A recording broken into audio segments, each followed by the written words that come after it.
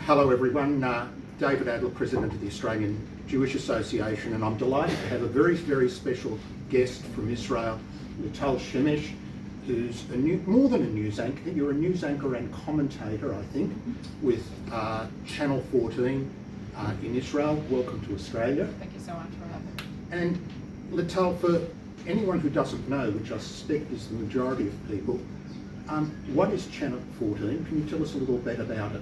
Yeah. First of all, thank you so much for coming and for having me. So Channel 14 is a leaning right news channel in Israel. It's been established around 7-8 years ago in order to create more a variety of opinions in the media outlets sphere in Israel. It's been a very successful channel in the past 2 years or so, beating the rest of the other channels' ratings. We have a variety of shows.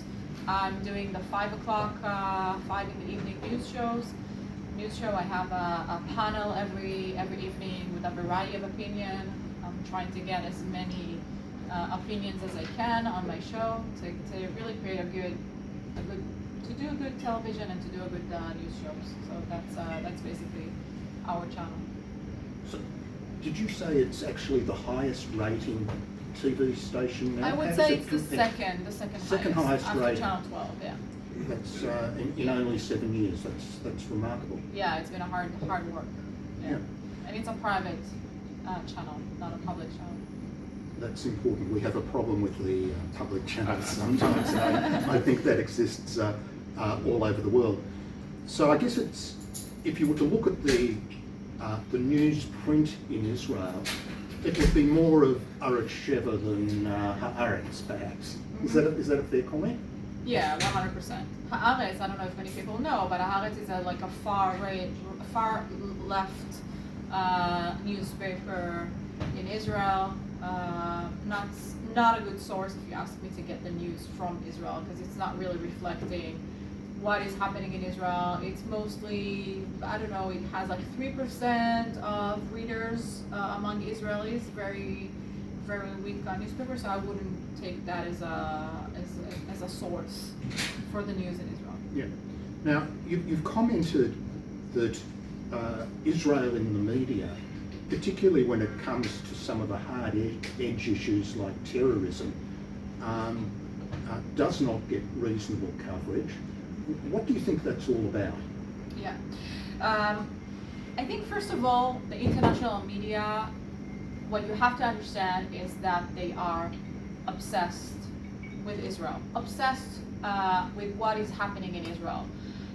When you open the New York Times, every single day you'll find an item about Israel. And like when you compare it to any other conflict zones in the world, Azerbaijan, Georgia, Cyprus, Turkey, Spain, the ongoing situation with now with the war with Ukraine and Russia, but they had like a conflict zone way before that. Most of the people you would ask on the street of Europe, what do you know about any other conflict zones in the world, they would have no idea. But everyone has some formed opinion about Israel just by reading the international news. And the sad thing about it is that Israel is not really getting an objective coverage of what is really happening on the ground, because we are such a tiny country. Less than 10 million people living in Israel, 8 million are Jews, and just imagine we're surrounded by, you name it, any other country that has a war with us, Lebanon, Syria, all the countries around us, Iran obviously. So number-wise, we're outnumbered by Muslims who are hostile to Israel, doing a great job in changing the narrative or inventing a new narrative in order to fight Israel in the media sphere. So you have so much content on social media and so much content on international media trying to bash Israel, whilst Israel is such a tiny place trying to fight, for the truth and for Western values, and it's literally the only democracy in the Middle East. And it's really hard to fight that battle. But what's what hurts me the most is to see Western media outlets like BBC, like CNN, that really understands, I mean, Israel is not the only country who suffers from Islamic terrorism. You have Al-Qaeda, and you have ISIS, and you have so many different, Boko Haram in Africa, so many different terror organizations harming innocent civilians around the world, that it's not like Israel is a special place of suffering from terrorism, but somewhat, when terrorism is occurring in Israel, for them, it's okay. It's okay to kill Jews. So you can't just not understand that a part of the false coverage has to do with anti-Semitism, like purely anti-Semitism. And today you can't really define between an anti-Israel approach and an anti-Semitism approach, because it's all combines all together.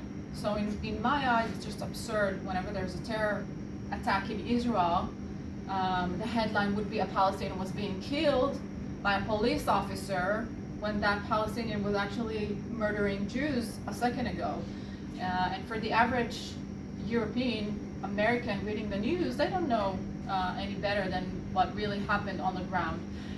There was a really annoying thing in a month of the Ramadan. It was, I think, 2018-19, where CNN did like a map showing all the different terror attacks around the world during the Ramadan month. The Ramadan month, fasting month of the Muslims. Usually a lot of terror organizations go on attacks worldwide.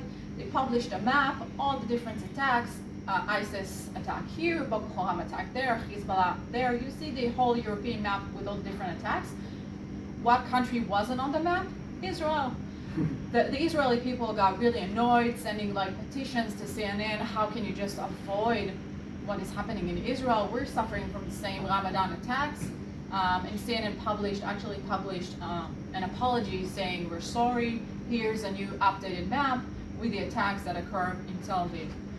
Well, CNN is a good example. So that's a good example on how we have the power at the end of the day to really change when the media is just spreading fake news, where the media is not really giving the true facts. But we have the opportunity to live, thankfully, in a time and age where we have social media. We have Facebook, we have Twitter. You can criticize journalists. 20 years ago, you would open up the television, you would hear what the correspondent is saying to you from the television. No one was really criticizing journalists. You would think it's like a Torah from Sinai, what you're hearing on the news. And this day and age, you really understand that that's not the case. You can follow each journalist on Twitter. You can see what they're thinking about the vaccination. You can see what they're thinking about, about terror issues. You can see what they're thinking about political issues, diplomatic issues. And you can really form your own opinion, get different sources of information. I always encourage people to get as many sources of information to get what is really happening, to talk to people who live in that city, who live in that country. Most people don't really have the opportunity to meet Israelis, to actually speak to Israelis who are serving the army, who lived in Israel, who are suffering for so many years from, it's not like when I joined the army, it was the first time I suffered from seeing with my own eyes how the Palestinians are trying, to harm Jews. But we had a war with Iraq. We had rockets from Iraq in the 90s. We had rockets from Lebanon in the Lebanon war, rockets from Gaza. So literally so many countries trying to wipe us off the map. And I think it's incredible what we've achieved in such a short time, 75 years of having a state. Let's personalize it to a couple of people, and can you contrast for me, and I'm sure you're aware of these cases, there was an Al Jazeera journalist killed, probably accidentally by the Israelis, versus the family of Rabbi Leo D. Rabbi D has been a guest on AJA. What was the difference in the media reaction? But let me tell them, because I'm sure most of the people don't know about Rabbi Leo D. So about 2 months ago, there was a shooting attack in Judea Samaria in Israel, not far from the Palestinian Authority. There was a Palestinian terrorist shooting at a family vehicle, literally killed half of the family. The mother, 2 daughters, and her husband, who was also speaking beautifully after they died, they murdered. Actually, what really annoyed me about this incident was news anchor of CNN, Christiana Manpour, went on her show and said there was a shootout, as if there were 2 entities shooting at one another, which, the matter of fact, was an innocent family driving around those roads, got terror attacked by a Palestinian terrorist shooting, killing half of the family. That also created a lot of commotion in Israel. People got annoyed at CNN, sending letters, sending emails, and she apologized a few days later. And Rabbi Leo D, who lost his wife and 2 daughters, he's actually British, he went online, spoke beautifully in Hebrew, and he said, it was painful for me when a Palestinian terrorist killed my wife and 2 daughters. But it was more painful to hear a news anchor calling it a shootout, as if we've done anything wrong to anyone. We were just driving the road. And it was just so painful to see, because you're saying the Western media has just lost its connection between good and bad. And I cannot forget this one time I watched the European Sky News after the Charlie Hebdo attack. I don't know if you remember, ISIS went into a journalist news outlet, newspaper in Paris, shot 13 journalists, French journalists in Paris, only because they published a painting of Muhammad on the cover. For them, it was insulting that they're making fun of Prophet Muhammad. Went into their office and shot 13 French journalists. The next day, I'm opening the European Sky News, and they're having a debate. And there was this commentator saying, I don't know who's good and who's bad in this story, because maybe we shouldn't have robbed Muhammad in their faces. And I'm listening to what she's saying, and I'm saying to myself, you don't know who's good and who's bad when terrorists are shooting journalists. 13 journalists were being murdered. You don't know who's good and who's bad. So in my eyes, the West is losing connection, just losing touch between good and bad, between evil and like democracies are trying to keep freedom of speech and trying to keep human rights. And we need to be aware. We need to be aware of those processes that are happening in so many countries. We very much have the same problem here with the ABC and SBS in particular. And I want to give credit to Robert Gregory standing over there in the back, who has recently submitted a number of complaints which have been upheld to the regulatory authorities. I mean, it's a bit like closing the door after the horse has bolted, the damage has been done. But we have succeeded in having a few complaints with not calling terrorists terrorists when they are, etc. Yeah. And just in the last 24 hours, there was a TV channel in the UK, an Islamic channel, which has been fined £40,000 for anti-Semitic material by the regulator. Wow. I want to switch gear a bit. I know you're happy to take any questions about Israel. Yeah, of course.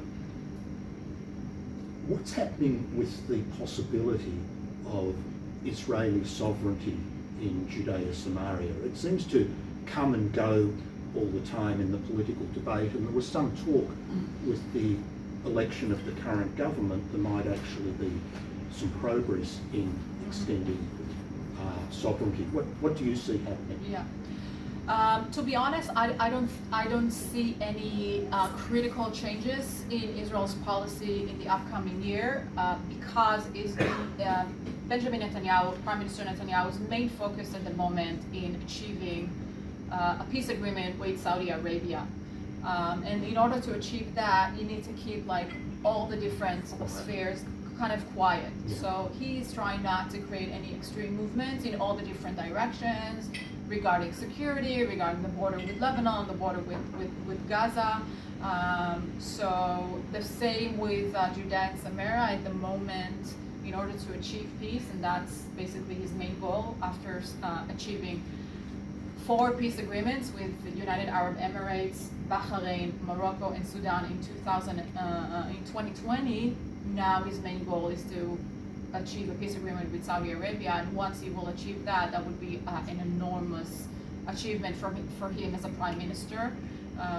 So he's trying to keep it quiet in all the different areas. The Palestinians only 2 weeks ago had their first ever delegation to Saudi Arabia, because now they're starting to kind of try and see what they can get out of it. Israel, I think, should be strong and not allow them to try and get something out of it, because at the end of the day, it's countries who are understanding that they want to create fruitful relationships. We share the same interests, we share the same enemy. Iran is also a joint enemy to Saudi Arabia and to the United Arab Emirates and Bahrain, and they can just, it will be beneficial for everyone to strengthen the ties, basically. Bibi is quoted as saying recently that there won't be a Palestinian state, that what some people call the two-state solution is non-existent. How do you read that? Is it dead from an Israeli perspective? I mean, we hope it is, but yeah. What's your view? I think throughout the years, Israel and Israelis came to an understanding that if it was up to us, we would have had peace long ago. Israel offered the Palestinians in the past decades almost 100% of their demands. Time and again, they've said no. And the number one reason for them to say no is not because they don't want peace, is simply they don't want the Israeli state, the only Jewish state, to exist. They want the annihilation of the state of Israel. The more you're keeping the Palestinian issue a thing, in the Arab world, the more you're maintaining the hope for the destruction of the state of Israel.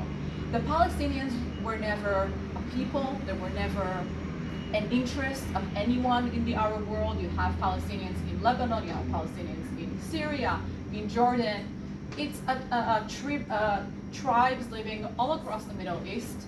The only thing that's uniting the Arab world around the Palestinians are to maintain the problem, because once you're maintaining the problem, you're maintaining the hope for them to, make Israel an Arab state, get rid of the only Jewish state in the world. So it's just an ongoing narrative, and I think that if the Palestinians would have wanted peace, they could have had peace so long ago. I find it sad for the Palestinian people to have such a corrupted government, both in Gaza and in the Palestinian Authority.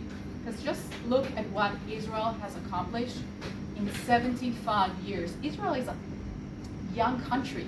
I'm literally in the beginning of my people's history as coming back to our homeland. My grandparents didn't have a state. They kept their Judaism traditions and celebrating the holidays in the diaspora all over the world. So I'm so privileged to have the opportunity to actually live in a Jewish state and protect my Jewish state. So if the Palestinians, and I'm looking at the Palestinians, what they have done in 70 years since the establishment of the State of Israel, and I think it makes me sad, because if you define yourself as a pro-Palestinian, you should be on the side of Israel, who is actually wanting peace, who is actually wanting all of their neighbors to flourish and to thrive. And you can see a lot of demonstrations within the Palestinian Authority, within Gaza, saying to their own leadership, saying to Hamas, saying to the Palestinian Authority, where is the money going? You're getting millions, billions of dollars from European countries, from the US, and the money is not going to us. We live a poor life. The money is just going to the corrupted government. So I think the world if the world wants to see peace in that region one day, they should push the Palestinians and not Israel. Because Israel is the easy route, you know? It's easy to speak to Israel, it's easy to push Israel, it's easy to criticize Israel because Israel is a Western country, but the matter of fact is you need to push the Palestinians. You need to have them, they deserve a better leadership. The last issue I want you to comment on, Lital, before we open it up to questions, is indeed criticism of Israel, but criticism of Israel coming from the Jewish diaspora. Our organisation takes the view that it's not constructive to publicly criticise Israel if you're in the diaspora. By all means, you can have a variety of views, but I've shown you some examples of Australian Jewish organisations that have made quite cutting criticism of Israel. How do you see that? What's the role of the Jewish diaspora with regard to Israel? That's an excellent question, and I will have a bit of a complex answer, because in the one hand, I think the diaspora Jews has all the rights to criticize Israel, because at the end of the day, the Israeli state was established with the help of Jews in the diaspora, with money that was sent to Israel to establish facilities and universities. The Jews were donating money to Israel at the beginning of the first year of its establishment, helping Israel to build it from the ground up. So we needed the diaspora Jews to establish the state of Israel, and we had a strong connection, ongoing connection with Jews in the diaspora. So I think every Jewish person has its own right to criticize Israel and to openly form his or her opinion about what is happening in Israel. On the other hand, I'm seeing a lot of Jewish organizations actively trying to change policies regarding Israeli, internal things. For example, the left-wing organization, U.S. organization J Street, was sending letters to members of Congress in America, urging them to sign the Iranian deal. Whilst in Israel, there was a consensus between left and right that the Iranian deal is bad for Israel.